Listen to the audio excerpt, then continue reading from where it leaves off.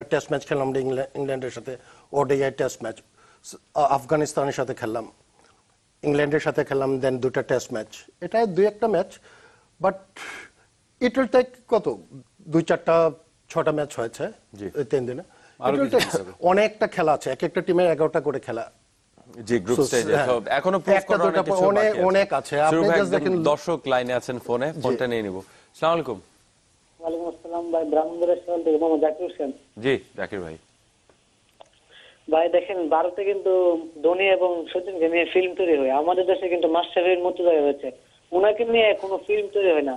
বাংলাদেশের নির্মাতাদের কাছে আমি অনুরোধ রাখছি, হয় না, ওনার জীবন নিয়ে একটা ফিল্ম তৈরি হয়।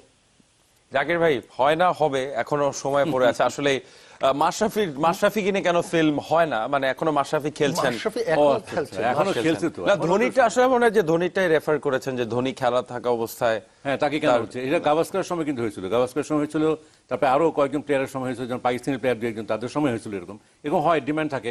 তবে ইন্ডিয়ার কথা আলাদা এই কারণে যে ইন্ডিয়াতে ফিল্ম জগতে ইন্ডিয়ানরা অনেক হেড, অবশ্যই ওরা যখন তখন খুশি জাকিরটাকে ধরে ফিল্ম বানিয়ে ফেলতে পারে, কিন্তু আমাদের ফিল্ম ইন্ডাস্ট্রি কিন্তু সেই তুলনায় অনেক পিছিয়ে, কাজে আমাদেরকে ইচ্ছে করলেই কিন্তু আমরা একজন স্টারকে নিয়ে ফিল্ম খুব ইন্টারেস্টিং হবে মাশরাফিকে নিয়ে।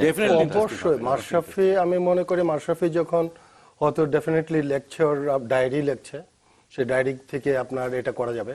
But Mashrafe, I have a doubt Mashrafe ও আপনার ওর আত্মজীবনী ফিল্ম করবে কিনা। He doesn't need that much of exposure. ও কিন্তু খুবই আপনার সাদা সাদা এবং লিডার, সে একটা।